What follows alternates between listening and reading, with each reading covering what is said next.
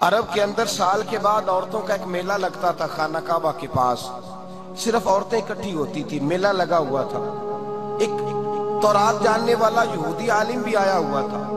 وہ بیویوں کے مجمع پہ نظر ڈال کے کہنے لگا, بیویوں مرد کا کام تو کوئی نہیں عورتوں کے مجمع میں بات کرنا, لیکن میں تمہیں ایک پیغام دینے لگا ہوں. اللہ کے آخری رسول جو مکے میں پیدا ہونے والے ہیں, ان کے آنے کا وقت قریب آ گیا ہے. وہ بی بی بڑی خوش نصیب ہوگی جنہیں ان کی رفاقت ملے گی. عورتوں نے جب دیکھا کہ مرد آ گیا عورتوں کے میلے میں تو انہوں نے ڈانٹا جھڑکا, کہا چل اٹھا اپنی کتابیں اور نکل جا. حضرت خدیجہ کہتی ہیں باقیوں نے ڈانٹا پر میں نے بات پلے سے باندھ لی. میں نے پلے سے باندھ لی اور میں انتظار کرنے لگی کہ اللہ کرے وہ نصیب میرے ہی ہو, اللہ کرے مقدر میرا ہی کھلے. آپ فرماتی میں تسبیح پڑھتی, درود پڑھتی, میں اس زمانے میں جو اللہ کا ذکر جس طرح ہوتا تھا وہ میں شروع کرتی, اور جب فارغ ہوتی تو میں التجا کرتی کہ اللہ میرے نصیبے کھول دے. کہتی ہیں آہستہ آہستہ آہستہ آہستہ میں حضور کی تعریف سننے لگی. آہستہ آہستہ تعریف سننے لگی. نبی پاک صادق ہیں, امین ہیں, سچے ہیں, دیانتدار ہیں. اس برے اور میلے معاشرے میں بھی وہ سب سے اعلیٰ بھی ہیں اور سب سے اجلے بھی ہیں, وہ سب سے پاکیزہ ہیں. میں سننے لگی تعارف, آہستہ آہستہ میں ان کی گرویدہ ہونے لگی. ادھر نبی پاک صلی اللہ علیہ وسلم اپنے چچا جناب ابو طالب کے پاس رہتے تھے. قحط آ گیا, حالات بگڑ گئے. حضور سید عالم صلی اللہ تعالی علیہ وسلم سے چچا کہنے لگے, بیٹے اگر مال تجارت لے کے شام جاؤ تو بڑا نفع کماؤ گے, ہمیں ضرورت بھی ہے, اور اگر ہو سکے تو ختیجہ کا مال لے کے جاؤ.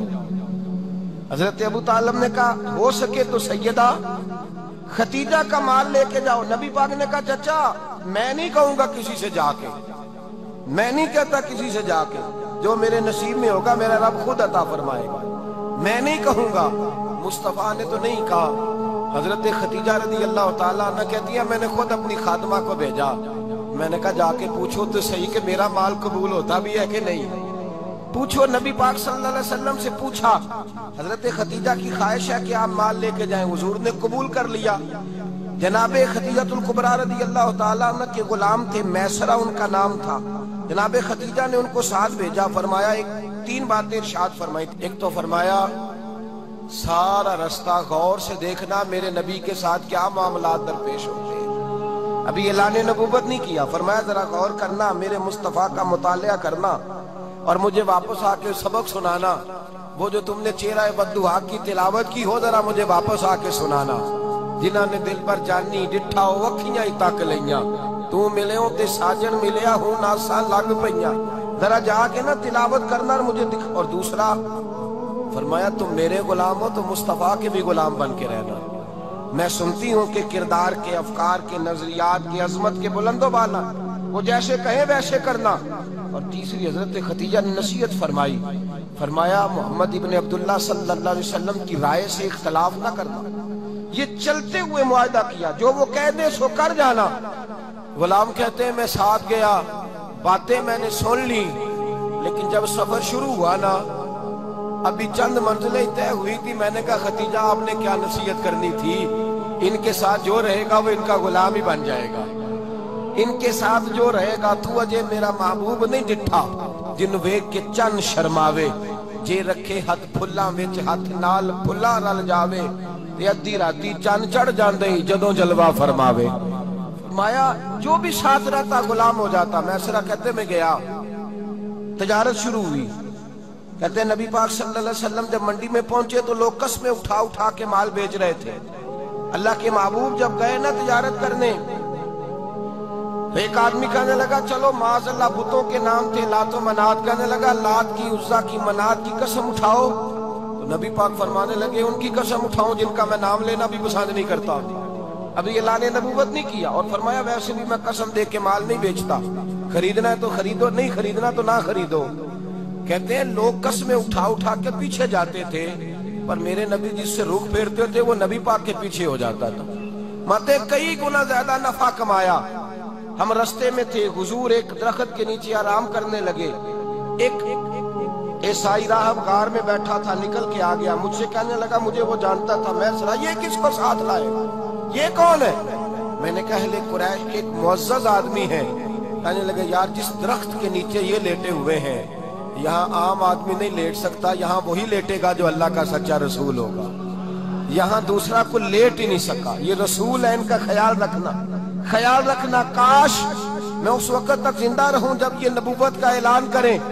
میسرہ کہتے ہیں میں غلام ہو گیا، نبی پاک صلی اللہ علیہ وسلم کی ادائیں مجھے بھانے لگیں، جب واپسی پہ نکلے تو گرمی بڑی شدید تھی، فرماتے ہیں جب دھوپ تیز ہوتی تو بادل کا سایہ آ کے حضور پہ سایہ کر دیتا، بادل کا ٹکڑا نبی پاک پہ، اللہ جانے کہاں بیٹھ کے لوگوں نے کتابیں پڑھی ہیں جو کہتے ہیں 40 سال کے بعد نبی بنے تھے، پتہ نہیں کہاں بیٹھ کے کتابیں پڑھی ہیں۔ ہم نے تو جو سیرت پڑھی ہے وہ بتاتی ہے کہ تیری حیات پاک کا ہر لمحہ پیغمبر لگے، ہر لمحہ پیغمبر لگے۔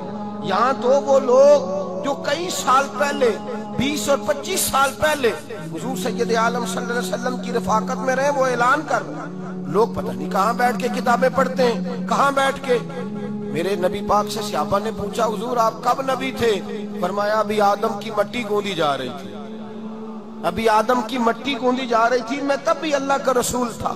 میرے بھائی نبی رحمت سید عالم صلی اللہ علیہ وسلم کے غلام حضرت خدیجہ کے غلام کہتے واپس آیا، اور پہلے بھی کئی دفعہ حضرت خدیجہ کا مال گیا تھا، بڑے نفع آئے تھے، پر جو نفع اس سال آیا وہ پہلے کبھی نہیں آیا تھا۔ کہتے ہیں مجھ سے حضرت خدیجہ کی سہیلی بھی بیٹھی تھی، میں بھی آ گیا، اور جناب خدیجہ کی سہیلی کہنے لگی چل مال کے بارے میں کچھ بتا کتنا بکا؟ میں نے کہا مال چھوڑو مصطفیٰ کی سنو، اور پھر کہتی چلو ٹھیک ہے بادل سایہ کرتا تھا، چلو ٹھیک ہے، تم سے راہب نے پوچھا تھا یہ صحیح ہے، انہوں نے تیری سارے رستے بڑی خدمت کی، تیرا بڑا خیال رکھا، پر یہ بھی بتا تجارت کیسے ہوئی؟ تو میسرہ کہنے لگا زندگی میں نے بھی ساری گزار دی ہے، پر اس رسول کے ساتھ 4 دن ہی گزارے ہیں، حد ہو گئی مجھ سے اور کچھ نہ پوچھو، اور کچھ نہ پوچھو، آ میرے دل آمنہ کے لال کی باتیں کرے، اور کچھ نہ پوچھو، بس ذکر ان کا چھیڑیے ہر بات پر، اور چھیڑنا شیطان کا عادت کیجئے، بس مجھے حضور کے تذکرے بیان کرنے ہیں، ذکر مصطفیٰ کرنا ہے۔ حضرت خدیجہ الکبریٰ بڑی متاثر ہوئی، کہتی ہیں مجھے درجنوں لوگوں نے پیغام نکاح دیا تھا پر میں نے سنی نہیں تھی، میں نے نفیسہ کے ہاتھ پیغام بھیجا، میں نے کہا میری عمر 40 سال ہے، ان کی 25 سال ہے، اور میرا احوال اور طرح کا ہے، وہ شہنشاہ ہے، جا کے پوچھو تو صحیح بھلا میں قبول ہوتی ہوں، پوچھو۔ نفیسہ کہتی ہیں میں آئی تو وہ خاتون جن کے لیے لوگ بڑے بڑے قریش پیغام دیتے تھے پیغام لے کے آئی، تو رسول پاک نے عجیب رنگ بیان کیا اپنی سیرت کا۔ جب میں پہنچی میں نے کہا خدیجہ نکاح کرنا چاہتی ہیں؟ نفیسہ کہتی ہے میرا خیال تھا کہ کوئی اور ہوتا تو کرسی سے اٹھ کھڑا ہوگا، فوراً کہے گا اچھا جلدی کرو بات کرو۔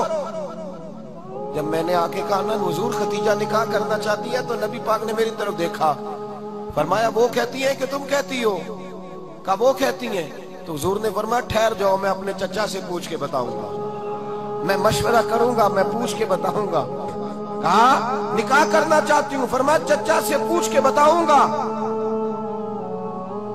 خدیجہ رضی اللہ تعالیٰ عنہ کہتی ہیں انہوں نے پوچھا، جناب ابو طالب کہنے لگے یہ تو خوش قسمتی ہے کہ ہمیں ایسی بہو مل جائے جس کے کردار میں، افکار میں، نظریات میں اتنی نفاست۔ مصطفیٰ کریم کے ساتھ نکاح ہوا، قربان جائیں حضرت خدیجہ الکبریٰ کی شادی ہوئی تو بھائی بڑا مشکل ہوتا ہے، بڑا مشکل ہوتا ہے اپنے آپ کو ڈھالنا، لیکن جناب خدیجہ کی زندگی اٹھا کے دیکھو، میں یہ نہیں کہہ سکتا وہ کروڑ پتی تھی، ارب خرب کی میں بات ہی نہیں کر سکتا، اور 20 نوکرانیاں تھیں ان کے پاس، درجنوں ان کے پاس غلام تھے، لیکن جب رسول اللہ کے دروازہ نور پہ آئی ہیں، انہوں نے میرے نبی کے گھر میں جھاڑو بھی دیا ہے، انہوں نے حضور کے کپڑے بھی دھوئے ہیں، انہوں نے رسول اللہ کے لیے اپنے ہاتھوں سے کھانا بنایا، انہوں نے دیکھا کہ نبی پاک صلی اللہ علیہ وسلم کو دولتوں سے، تجارتوں سے، سرمایے سے پیار نہیں، جتنی دولت تھی شام کو لا کے قدموں میں رکھ دی، کہا محبوبہ جب میں تیری ہوں تو میری ہر شے ہی آپ کی ہے۔